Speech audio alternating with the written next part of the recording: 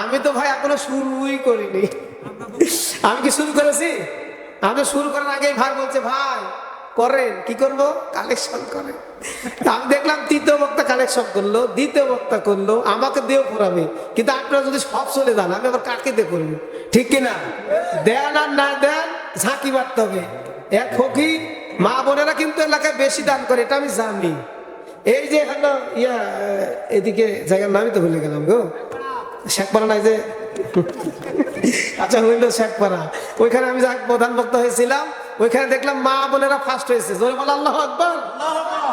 কেউ বলছে না, চিন্তা করছে আমরা ফার্স্ট হবো, বলবো কি করে। এবার আসেন প্রিয় ভাইরা আমার, ওই যে ওই ছেলে উঠো, কি জন্য বসো, উঠা দেবে না তো বসো। তোমরা তো জানো না আমার মাহফিল থেকে উঠার কোনো সিস্টেম নাই ভাই। আমি যেমন ওয়াজ জানি, তাফসির জানি, যদি মনে করি গজল গাওয়া লাগবে হুজুর কয়টা